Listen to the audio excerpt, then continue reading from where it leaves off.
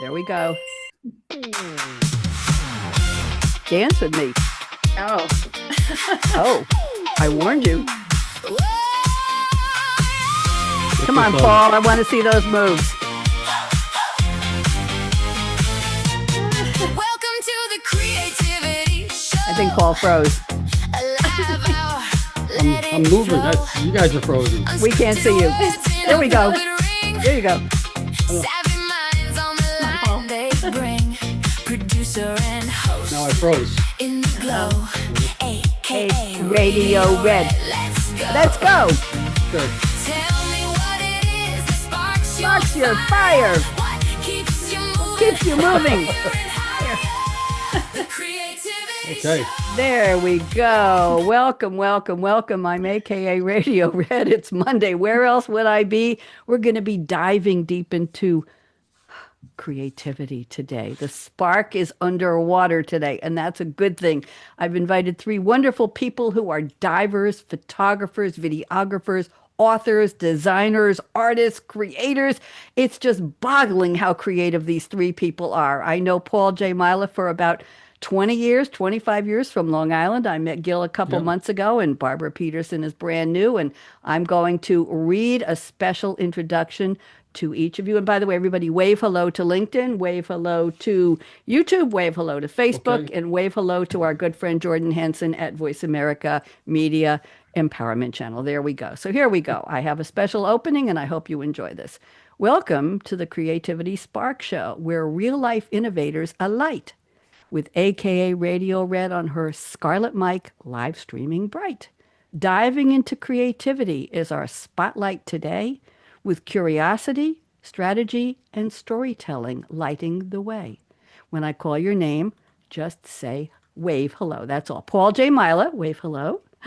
Barbara Petersen, wave hello. Gil Zeimer, wave hello. They're joining me to share how a passion for diving launched creative journeys with flair. Their photography, videos, books, and stories are swimmingly admired. Tune in, watch or listen, be immersed, delighted, and inspired. And Paul, here's my special introduction gift for you. Curiosity was Paul's compass from his earliest Brooklyn days, leading him through museums, zoos, and nature's fascinating ways. Though school success arrived later than some might expect, a professor's challenge inspired achievement, earning Paul's deepest respect. From economics and banking to electronic payments done right, Paul built a great business career with savvy skills and sharp insight. Then from TV sea hunt to Cousteau, new underwater worlds came into view, awakening Paul's lifelong passion to explore the ocean's sparkling blue. After 9/11, he followed his dream to Cozumel and creatures of the sea, discovering whales, sharks, and sea life in their colorful majesty. Now a photographer, novelist, and children's author, sharing stories bright, he proves that creativity can begin by following the sea's wonders toward the light. Paul, I hope you enjoyed that. Thank you. Fantastic. You're welcome. That's a new one. Sylvia and I worked on that. So there you go. See? Barbara, you're next. First timer, and we're delighted to have you. So, growing up in a small Missouri town where learning lit the way, exceptional teachers inspired Barbara's curiosity each and every day. Science, music, theater, basketball, and yearbook filled her school years too, planting seeds of creativity that flourished in all she would do. From teaching classroom science to a real estate career with care, Barbara embraced each new chapter with creative joy to share. Then one snorkeling trip to Cozumel revealed a colorful world beneath the sea, beginning a lifelong adventure in diving and underwater photography. Her grandkids inspired children's books where ocean treasures came alive, while watercolor, acrylics, and wearable art let her creativity thrive. Now an author, artist, photographer, and storyteller, sharing nature's delight, Barbara reminds us life's greatest inspirations can become love at first sight. Barbara, I hope you enjoyed that. Well, thank you. Very nice. You're welcome. That's why I asked for the origin story. And Gil, here you go. And this is a new one for you. Raised in San Francisco, words were Gil's playground from an early age. inspiring a lifelong journey across the creative realm, page by page by page. Broadcasting, advertising, and writing transported his imagination far and near, blending curiosity with humor and adventure above and below the pier.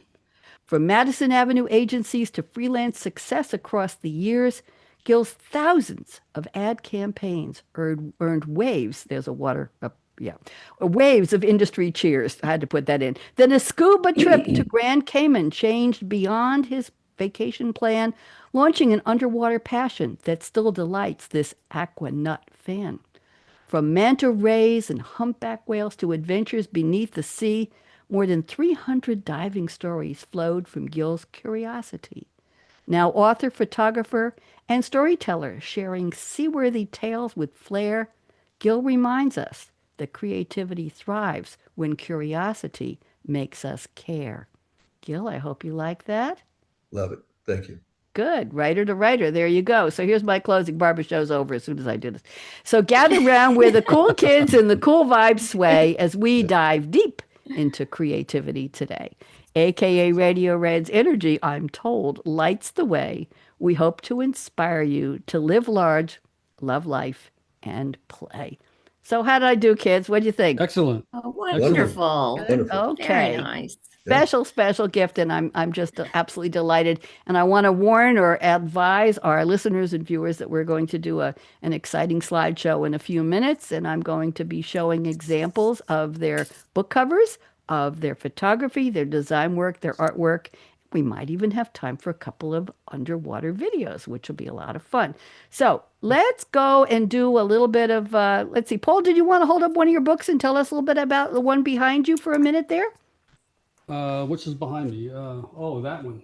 Well, there's a whole bunch of them behind me. Anyway, this was the first one, Dangerous Waters.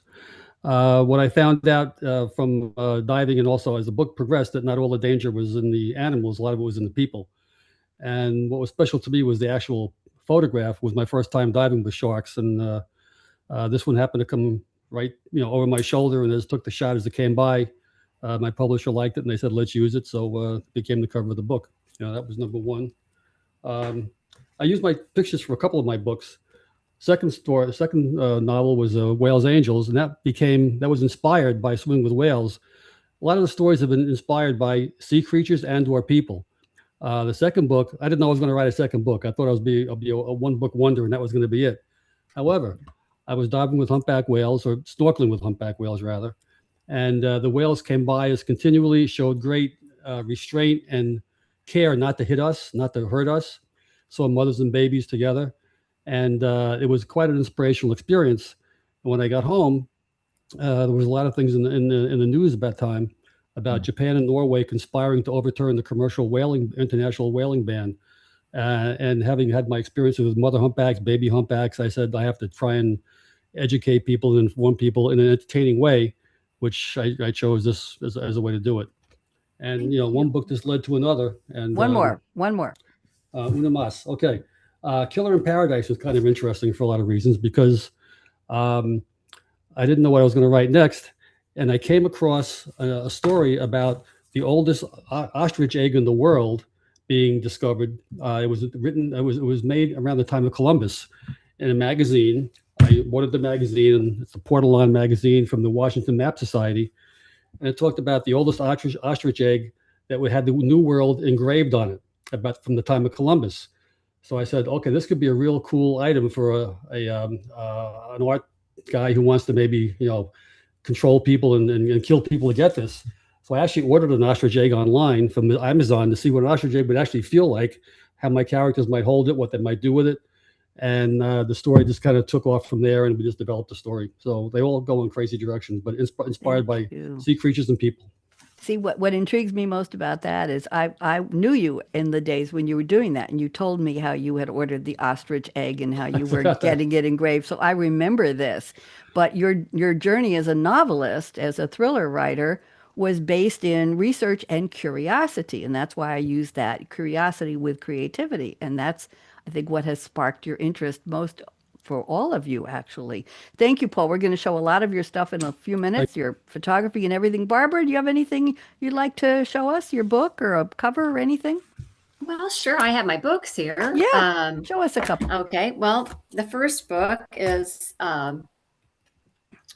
this was the first one I did, was If Fish Could Talk. Lovely. And so I wanted to find some way to use my underwater pictures. And I started, I did this book. And then after that, I did If You Could Be a Fish. That was the second one. And then the third one, If You Could Swim with the Fish, what would you see? And most of these, it was because I had grandchildren. And so this was a way that I could show them my pictures and do it a little bit cuter, than just pictures. And then these were like level 1, 2, and 3. So 1 is for really small children, 2 is a little bigger, and, but everybody enjoys the pictures, I think, too. So it's a good way to get the pictures out. I also do calendars and things like that every year, but this was just a different avenue to take. Nice. So thank you. Lovely. We're going to see more of your work in a few minutes. And Gil, anything you want to hold up for us and show us? Well, I happen to have a copy of my book here. Oh, gee, why am I surprised? I didn't prep you, but I figured you would. Go ahead. I'm putting you on speaker. So my book is called Scuba Storyteller, Mostly Humorous Diving Tales by an Addicted Aqua Nut. You got that right in the poem. And this book was the first story in here of the 65 stories was written in 1994, or it was published in 1994. And I've been publishing stories ever since then. And last year I thought, well, a lot of these have gotten good feedback, so I want to collect about 6 of them, put them in a book, and share my stories and experiences around the world with divers and non-divers, families. My wife doesn't dive, so it's for divers and non-divers, mixed marriages like mine, their kids. You love to say that. He says that every time I meet him, Barbara. So yes, I know. Thank you, Gil. Aqua Nut you. I appreciate that. Aqua. Anybody who doesn't know the proper term is Aqua Nut. A friend of mine said I went from Ad Man to Aquaman. It's getting better and better all the time.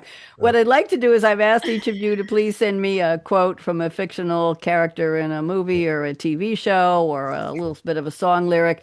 And we're just really briefly, because I want to get to the show and tell, I want to get to the slides in a few minutes and the videos. But let's just briefly find out how this quote relates to your own creativity. And then we'll do one creativity statement from each of you. And then we'll wrap up with the show and tell. So Paul has sent a very interesting quote where Michael Corleone, I have no idea what you're going to do with this. Barbara, I've known him 20 years. I have no idea where he's going with this.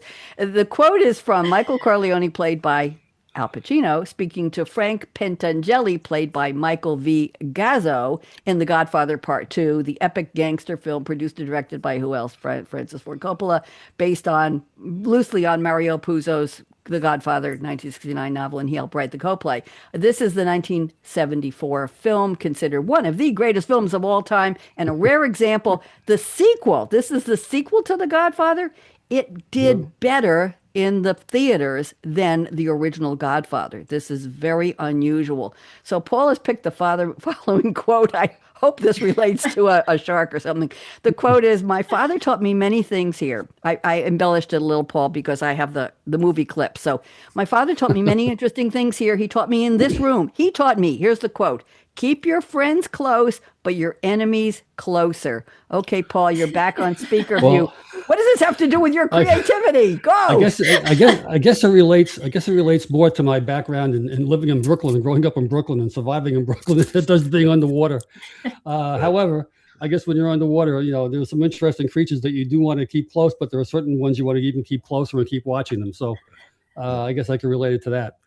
But, interestingly, there was a second quote that I had sent you earlier, a little later on, that I kind of was watching accidentally a couple of days ago. The movie Anti-May with Rosalind Russell, who said, talking to her grandson, trying to inspire him, she said, "Life is a banquet and most poor people are starving." And that was meant to really inspire him to challenge society's norms, say yes to life's unexpected adventures, and just embrace whatever comes along and go into it fully, wholeheartedly. So that is probably more relevant to my current adventures.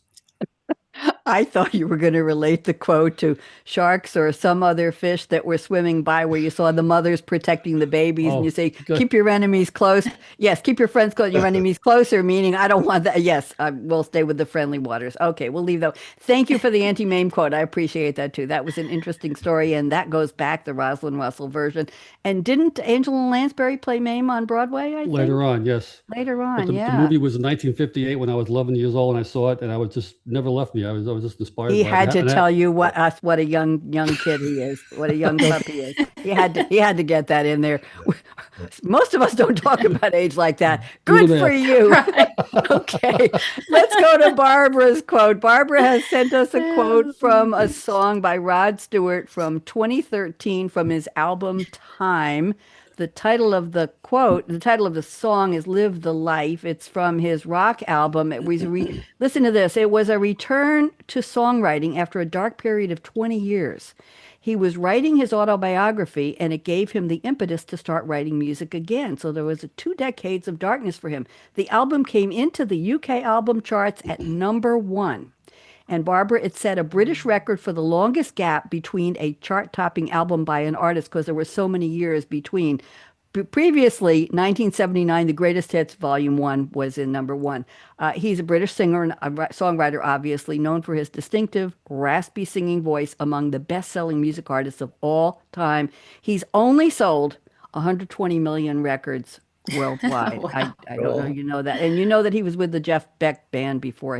He started out busking with a harmonica before he started singing and getting into bands. I didn't know that. Okay, and Maggie May was his breakthrough single. Here's the quote. I get around to it eventually, Barbara. Here's the quote Barbara has picked from Live the Life. Live the life you love.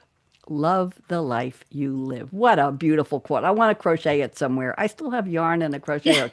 Barbara, tell us what this has to do with your creativity, please. Well, I think that, whether I've been having to work or, working in different fields and everything, I always liked creating things and doing some type of artwork. And I think it's just, and also my diving and with whatever, vacationing, things like that, getting to do those things. So I think, you just try to do what you like, and then you just try to use that as much as you can. And when you can. That's the main thing. So I haven't always had this as a job or anything, but I've always done this, and that's what I really enjoy. So I've always done these other things that I like to be creative about. So. You know something? People talk about a bucket list. What's in your bucket list? I've been telling people for years, don't wait till you need to check the bucket list. Live it now.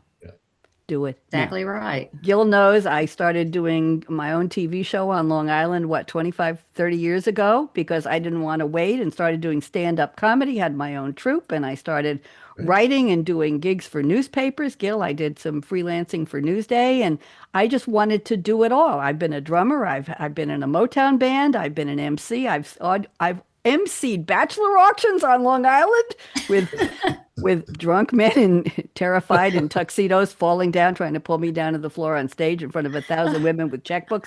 So don't wait. So, I'm sorry, Barbara, it has nothing to do with you, but I just, I had to say that. So, okay, so let's get me out of this pickle here, and let's go to Gil's quote. Gil has a quote from Johnny Castle. Too bad he left us so early. The wonderful professional dance instructor and actor Patrick Swayze, who was the bad boy Johnny Castle in Dirty Dancing. 1980s, I've been a dance teacher too.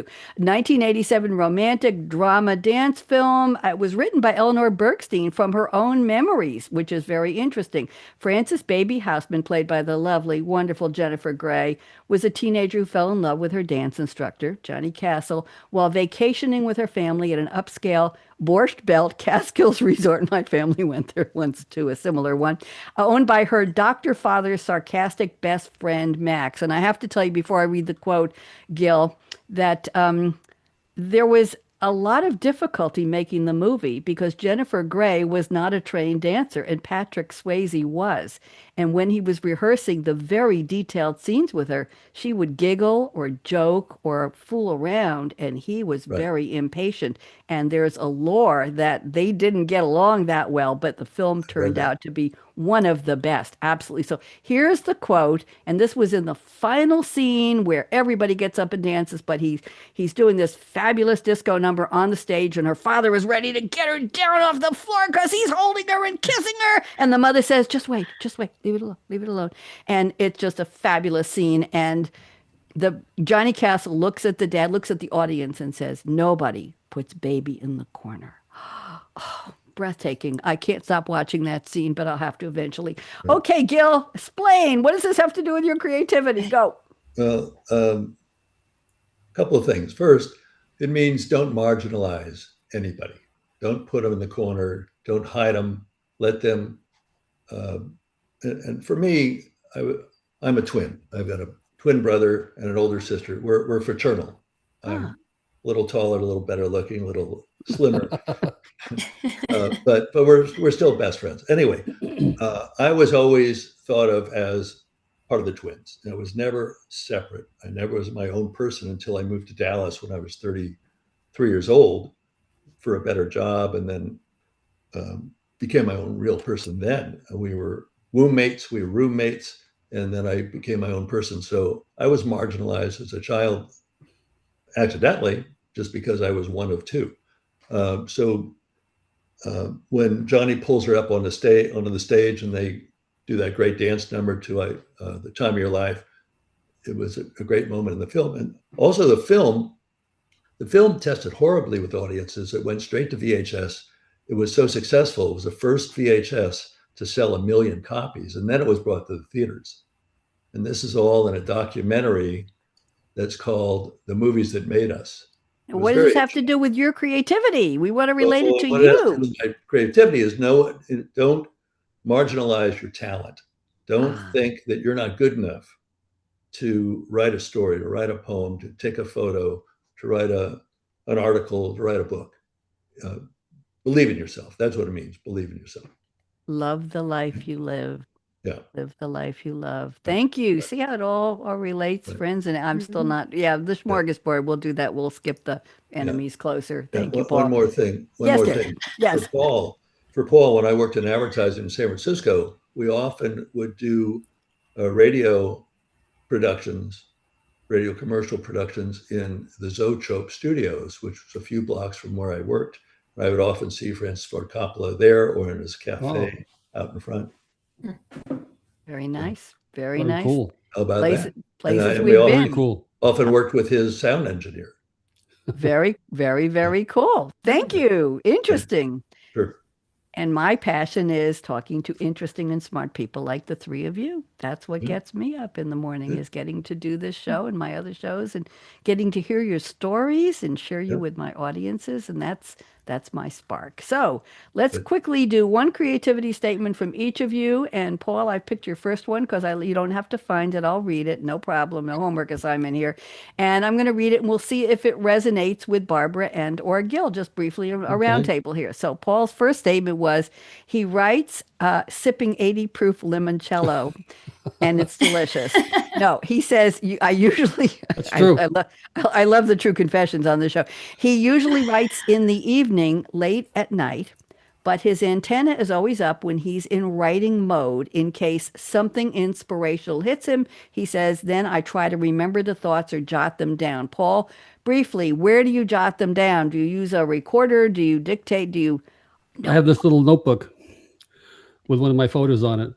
And I just kind of carry it with me. If I go to the beach or I'm out somewhere and all of a sudden, if something hits me, I say, I have to write that down because I know I'm going to forget it 2 hours later and I'll be lost. So this is my little writing tome, if you will, of little thoughts that hopefully will jog a bigger scene in a chapter or something, or it could take me off in another direction.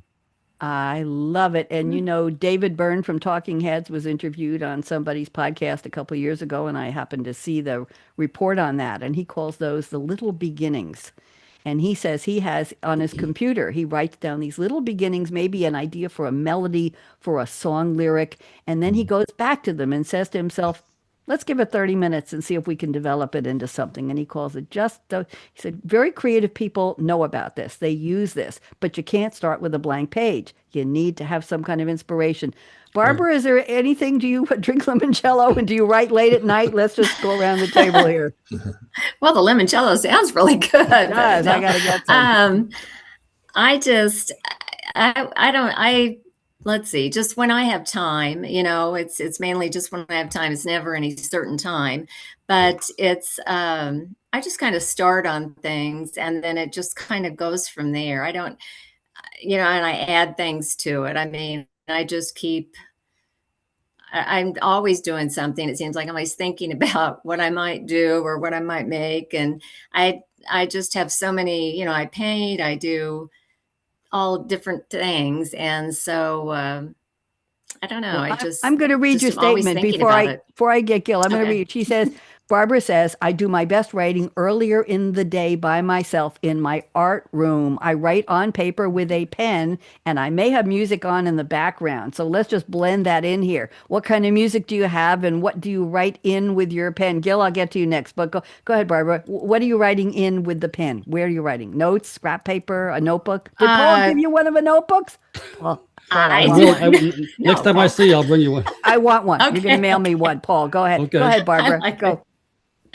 No, I just write on, like a legal pad with a pen, and usually I just write ideas, and then I'll start maybe writing the whole thing, like the whole sentences and things like that. But a lot of times I'll just start with ideas. That's the same way if I'm going to paint something or I'm going to, make things, I write things down. I also write things down, what I'm going to do and what if I'm going to paint bags, I'm going to paint this, or I do a lot of commissions. So I'm always working on, something that I'm doing. But usually early in the morning, but it could be any time too. Really. What kind of music? You said you like music in the background. What kind of music? I like a lot of the 70s rock. I like, things. I've got a great playlist. Some of the new things I like too, but I just I have a playlist that I'm constantly adding to, and I nice. Just listen to it all the time. Thank you. Gil, time of day, do you write things down? Do you listen to music when you create? Just give us a little story here. I almost always write in the morning, first thing. Well, from my advertising background, always having a list of items to knock off each day. And it got busier and more intense as I became more experienced and could write faster. And especially the last 17 years when I was a freelancer and sometimes juggling 10 or 12 projects at once. So I would make a list every morning, and I still do, of things I want to do that day, things I want to accomplish. It could be as simple as write a story for this scuba magazine, interview this person for another story, do some social media postings, etc., and then stories I want to develop later on. So I always have a list. There's always I'm going to read your creativity statement number 2 to support what you just said. You say, I write 99% of my content on a computer with a tranquil, hilly view in my home office. But here's the caveat. I also write headline thoughts on napkins, scratch paper, and restaurant receipts. I knew that would get a smile. What kind of a receipt do you write on the back of? Here's one. Yeah. And use a regular pen? Do you carry a pen with you, or do you do it when you get home? No, wherever I am, there's a pen or there's one in my pocket. Yeah. Very, very cool. Very cool. But the important part, Gil, is what do you do to collect these? Do you put them in a box? Do you put them in an envelope? Do you put them in a bag? Do you put them under your pillow? Just put them in the fridge on your desk. On my desk. Yeah. Do you date them? Do you put a date and time? No, but I have paper down in the kitchen or in the dining room table. There's paper and pen always there, so I can write there as I intermittently do puzzles in New York Times, or at my desk. There's next to my bed. There's paper and pen everywhere. Very nice. I write almost exclusively on the computer because it's faster. I think as fast as I can type.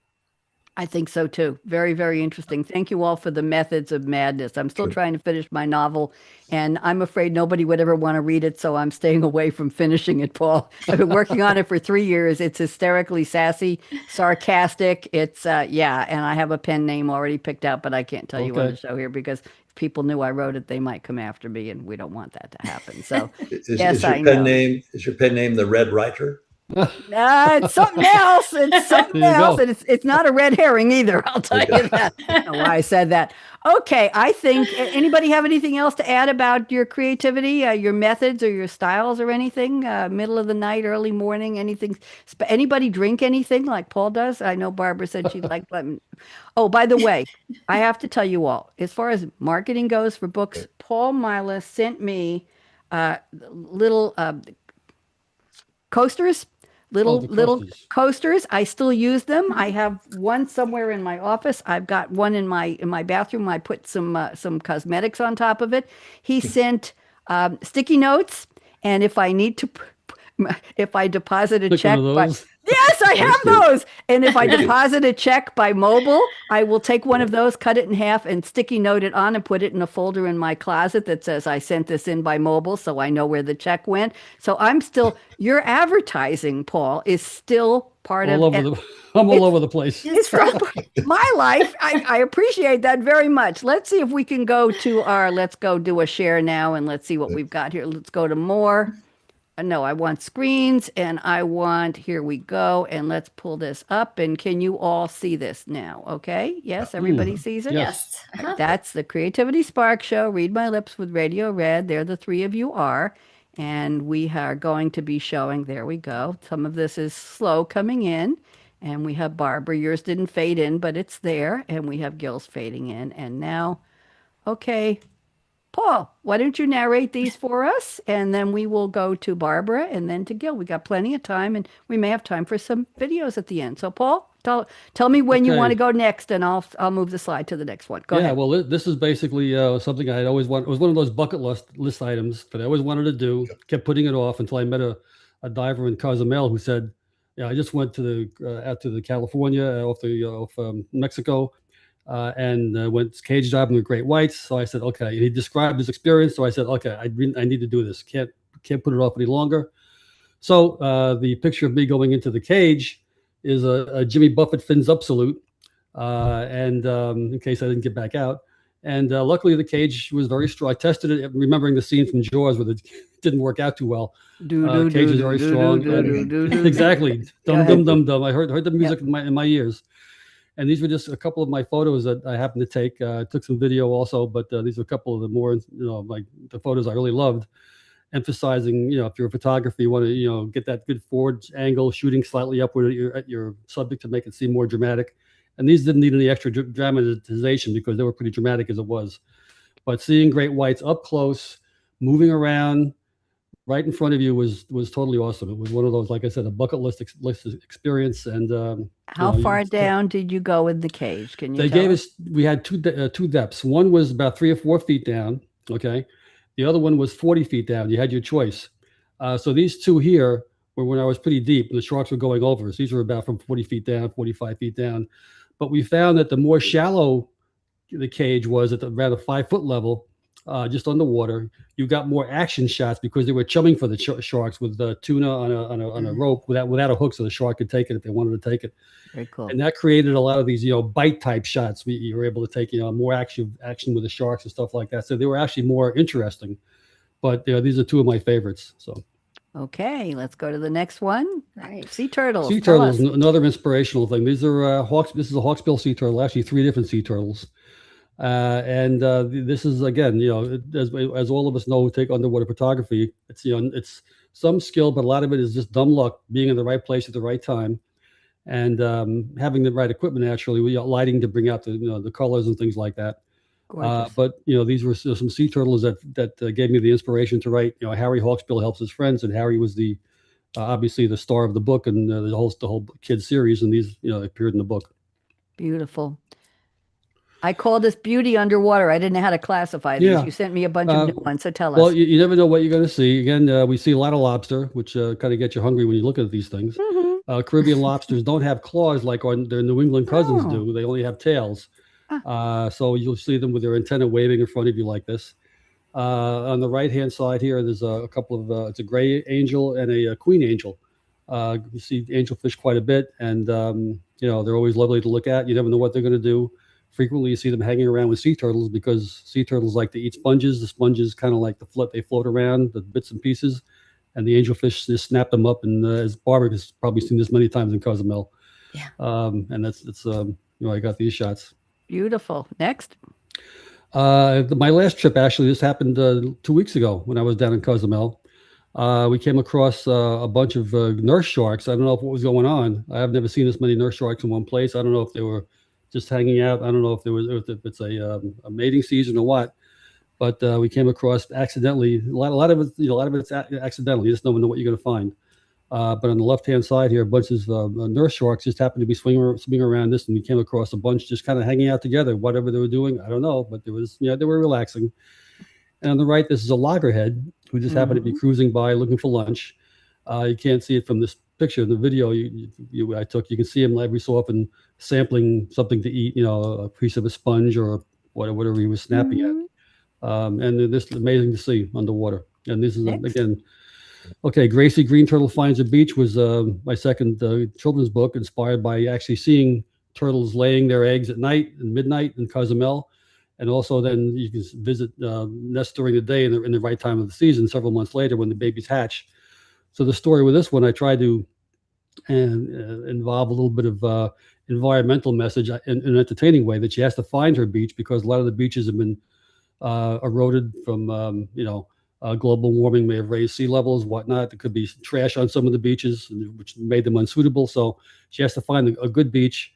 And it's a way of kind of raising environmental issues in a child's mind without being too teaching oriented, more entertaining. And Paul, I did show this as the cover of your newsletter, your April newsletter. I wanted you to see that. Okay. So Gracie is already also coming up on the page with your children's book covers, but I wanted to feature your newsletter. What's the one? You're welcome. What's the one on the right? Okay, again, another angelfish. This is a French angelfish with a blue tang. Just cruising by, and thought it made a nice shot with the corals in the background and stuff like that. Just everything is entertaining. You just shoot a lot, and some shots don't come out too well. This one came out pretty nicely, so I was very happy with it. Beautiful. Now, here, tell us just quickly, Larry again. Okay, what happened? Well, Larry Loggerhead. We came across this loggerhead sea turtle with a big gash in its shell. I don't know if you can see it in the photo, but there might be a video of it later if you have it. I don't know.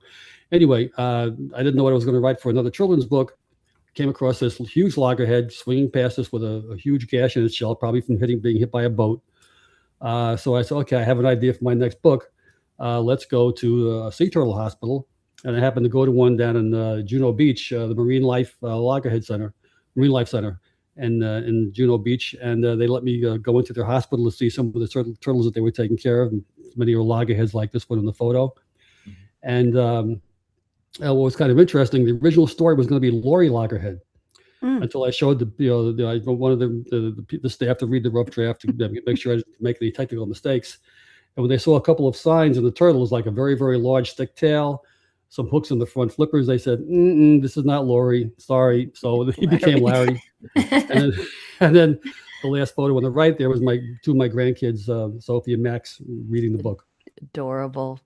Here we got some more talk. Okay, humpback whales. As I said, humpback whales are totally inspirational. When you get this close to them, we weren't allowed to scuba dive with them because underwater, blowing bubbles underwater, we were told, could be taken as a sign of aggression. And as our captain told us, you don't want to piss off a 50-ton whale. So it was, and they don't want you to interact with the whale if he doesn't want to interact. So this was only taken by snorkeling.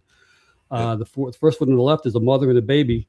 And the mother came so close, she would have hit me with her pectoral fin, but you can see she drew her fin back along her body so she wouldn't hit me. And then the two right-hand sides on the top there are another shots of the baby. And that was in the Dominican Republic, Silverbank.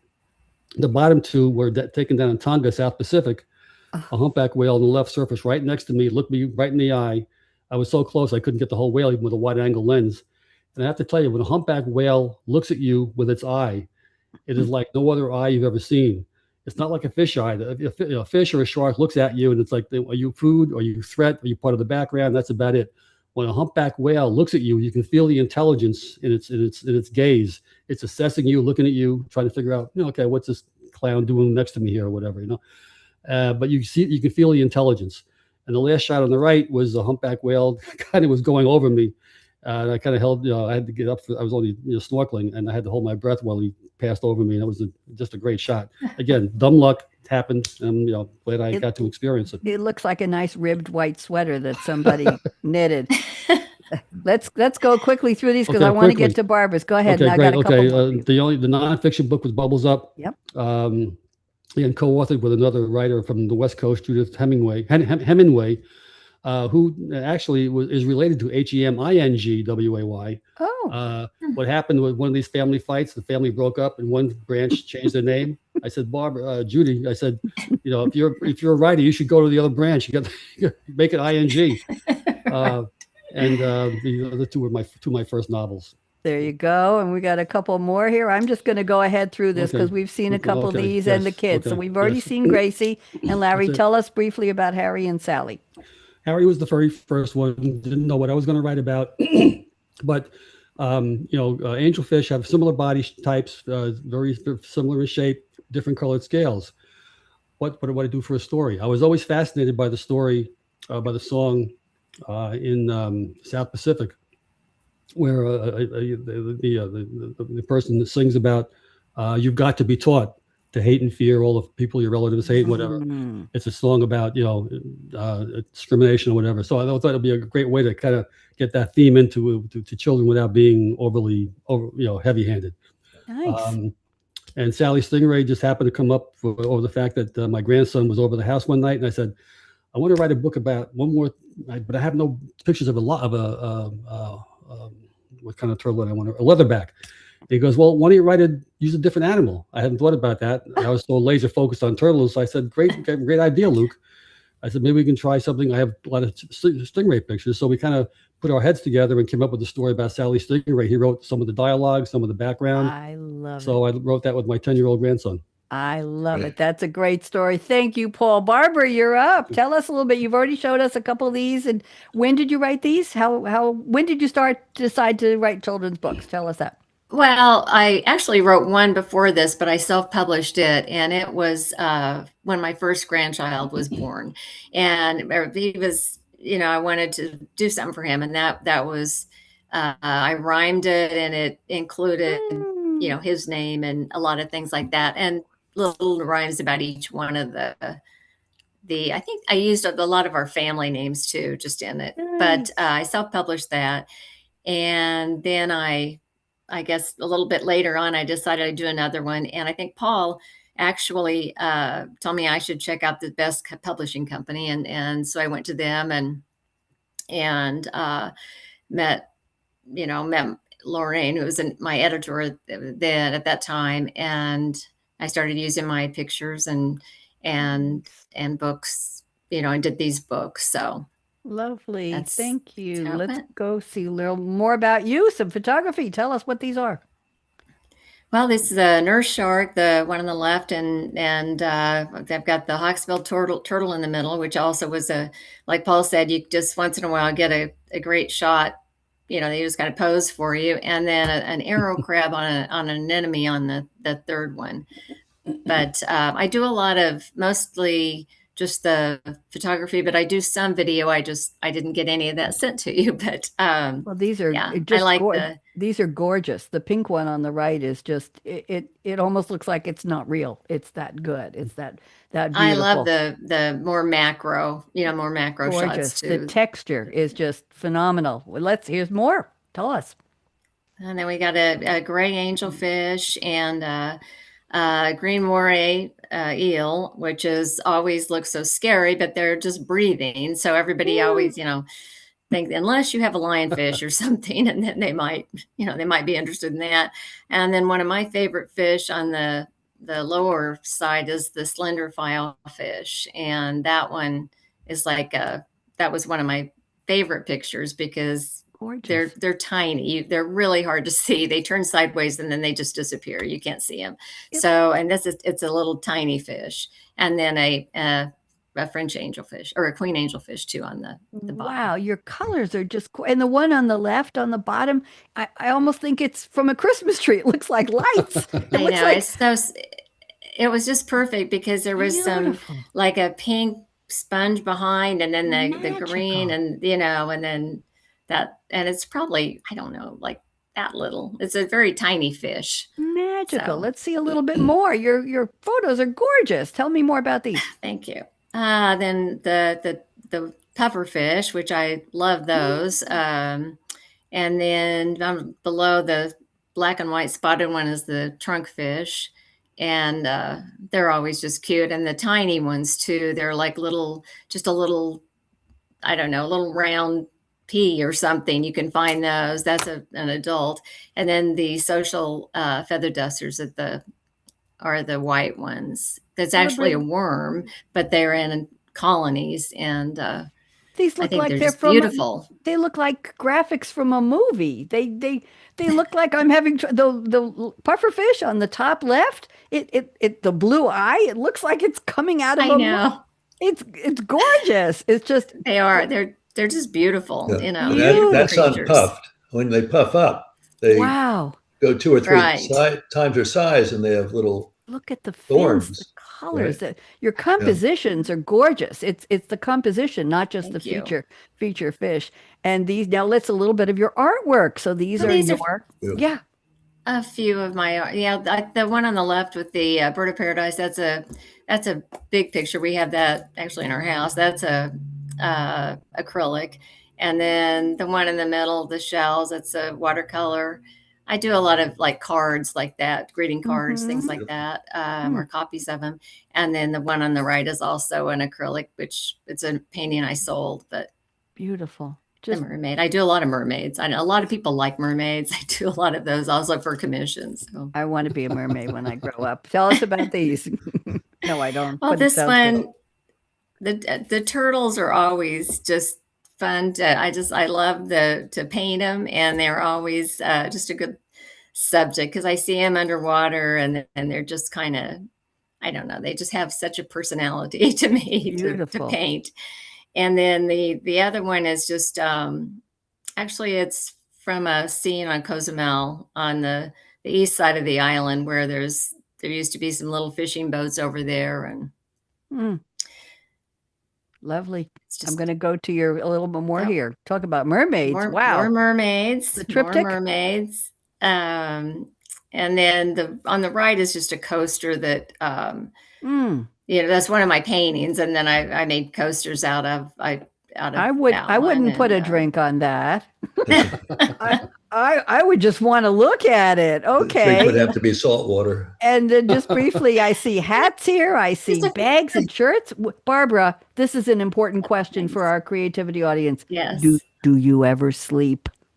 Well, I do actually, but I do like to when I just like to be working on something all the time. So I do. What do a you lot have of for different breakfast? things. What's your creativity food? What do you how to start your day? Anything Coffee interesting? mainly. Oh dear. Oh dear. They don't let me near coffee. I don't need the caffeine. These are gorgeous. Thank you, Barbara. So absolutely beautiful, delightful. Gil, it's your turn. Tell us. Go. Yeah, I feel like such a slacker. I have one Oh, book. stop. No. We don't do that. Remember you said don't marginalize your talent. That Right, was your right, message. right. Okay, let's live our Right. dream here. Go ahead. Tell me. Okay, so bottom left would be giving the thumbs up. That was my first dive in Grand Cayman in 1981. And then on the upper left, it was when I got certified south of Dallas in a reservoir in 1985. But it was like a tale of two cities. It was the best of times. It was worst of times. The best of times was Grand Cayman, 82-degree water, t-shirt, no wetsuit, a weight belt, and an orange horse collar BCD, and the water was 82. The weather was 82. The visibility was like 150 feet, some of the best I've ever seen. Where in Texas, it was like 55 degrees and 2 to 5 foot visibility with a silty bottom. Oh. So horrible visibility. In the middle photo with me touching the tube sponge, this was taken by Paul Human, who's was a famous photographer and fish identifier. He wrote many, many books about fish guides. And that was in Grand Cayman. No, it was in Belize, rather, in 88. And the bottom right picture was a megalodon, a plastic megalodon jaw in Palau last year.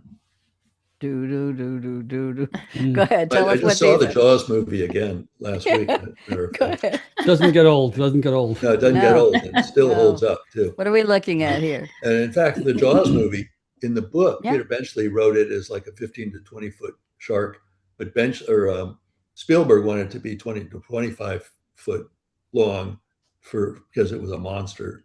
Huh. So the left picture here was a silhouette I took in Cozumel several years ago, one of my favorite photos.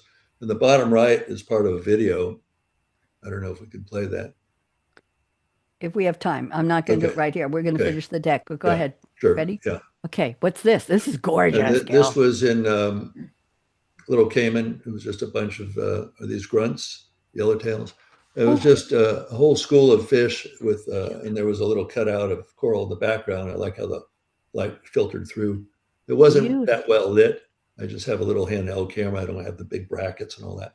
But you know what? That dark blue on the top left is so dramatic with the offset of the white and the yellow in the fish. Yeah, Beautiful composition. Tell us what these are. Thank you.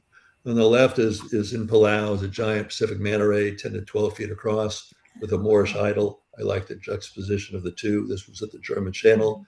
And on the right was a, what kind of turtle is that, Paul?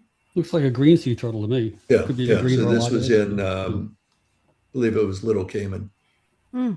Beautiful. And now here's your book. Tell us That's my briefly. book cover. Yeah. And how many stories are in this? Mostly humorous? 65, but I like one of the reviews. It said, I was laughing so hard I nearly peed in my dry suit.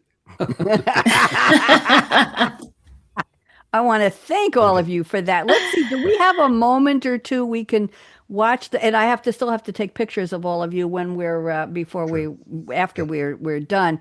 I think I have time. Let's see. Yeah, we have a couple more 4 minutes. Let me see if I can share. Files. And let's go to, you know what I'm going to share. Let's see, video file. Okay, this should work. And Paul, I'm going to play your Barracuda movie first. This is 1 minute and 39 seconds. I don't think there's sound on this one. Go ahead. Right. Yeah. This was again, talk about dumb luck. We were down on our second dive of the day with about 40 feet. This is our shallow dive, about 40, 50 feet on a reef called Paso de Cedral. We saw this little snapper getting picked on by triggerfish. Those are those blue ones, queen triggers. They're very aggressive fish. The fish was missing most of its body, which is what caught my attention. And all of a sudden, the fish scattered because they saw what was coming in, and what was coming in was a barracuda came right in. Oh, wow. Twisted, cut it in half. And then the second barracuda came over my shoulder and took the rest of it. And then once this was done, we were like wondering, okay, the barracudas are circling us. What's going to happen next when the food's gone? But as I say, barracuda they like to eat sushi, not prime rib. So we felt pretty safe. After a while, they left us. I'm going to stop that one. Let me go. Let me see if I can share a different one here. Let me go to share video files, and let's go to the second one, Larry Loggerhead. Let's see if we can pull this one up here. This one has sound. Go ahead. This is the turtle that I was speaking about, Larry Loggerhead. We thought. And what caught my attention was a huge gash in his shell. Yes, and we see he it was now. He was swimming very calmly. You'll see it in a second. He'll kind of look around for something to maybe eat as he's going along. As long as you don't reach out and try and touch them, we were all very respectful. We kept our distances as the other divers did in the video. Nobody went to try and touch him or do anything. So he was very calm about the whole thing. Wow. And he just let us swim along with him. You can see his huge tail in the back. That's a sign it's a male, along with the little hooks on his front flippers. Thank you. And, I'm going to go to Gil's. Yes. I'm looking at the clock, and I want to make sure we have time. Don't be mad at me, Paul. Gil, 18 seconds. What is this? Okay, so this was last year in Barbados, earlier this year actually in March, and it's very rare to see a moray eel free swimming instead of with their head stuck into a crevice. It's very rare to see them swimming freely. I've only seen it 2 or 3 times. Let me see if we have one more from you. Okay, what's this one? 20 seconds. We're good. Yeah. So this was in Palau's the German Channel, and These are just huge, and they line up like air traffic control because it's a feeding zone, and it's also there's also a lot of parasites. They're waiting it's a cleaning station as well. Very, very interesting. We're just about out of time here. I'm gonna not play the music yet, quite yet, but I just want to make sure we're set up for the closing. We'll stay and take pictures. I want to thank the three of you. Gil, always a pleasure and a privilege to see you. Paul, my good friend, how many decades have I known you? He was on my TV show many times on Long Island. We had some nice lunches and dinners and just talking.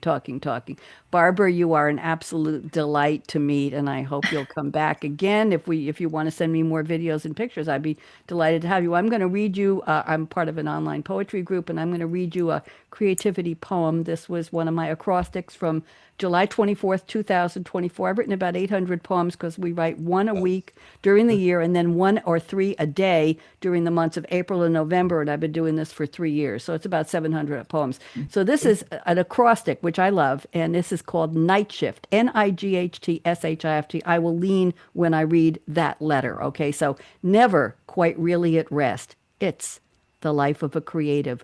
Going, gripping, gyrating, growling, groaning, growing, highs and lows, flowing on a mental Mobius strip. The days are the nights are the days again, shifting off and on, into and out of gear, hoping for unique brilliance even once. It's a calling, command, curse, roller coaster, finding eureka, euphoria amid frustration, fears. Thus is the life of the creative. So I dedicate that to the three of you. I hope you enjoyed that. You're welcome. Yeah, and now thank my you. closing. Barbara, in 2014, I closed my show with the top 10 tips for women. And the number one, don't forget, this was 2014, was aspire to be Barbie. The biatch has everything. We'll leave it just there. Okay, now here's the final closing. And this is for everybody. Gil and Paul can listen to this. And don't go away. And we'll play the music and then we'll go. So life is short. Break the rules. Forgive quickly. I'm still trying to learn that one. It's not just hasn't taken hold. Kiss slowly, that I know. Love truly, definitely. Laugh uncontrollably. Laugh with me, everybody. 1, 2, 3. Don't hurt yourself. I don't have laugh insurance. And never regret anything that made you smile. And you've all made me smile. Final closing. Work like you don't need the money. Dance like no one's watching. When I taught disco in high heels in a high school cafeteria in Eugene, Oregon, with 175 people in the class, they watched. I never fell off the table. They made me a stage. No OSHA. Sing like nobody's listening. Love like you've never been hurt. We all have. Let your heart regroup, regrow, regenerate, reinvent. Love again. Money talks. Chocolate sings. And last but not least, I want to thank you to our audience for turning me on. I stole that line. Let's go out with our music. Join me in dancing. Okay. Don't go anywhere. We're going to take pictures. Barbara, I hope you had a good time. I did. Thanks so much. Good. Oh, good moves there, kiddo. Oh, look at those shoulders. The Mila shoulders. There you go. Tell me what it is that sparks your fire.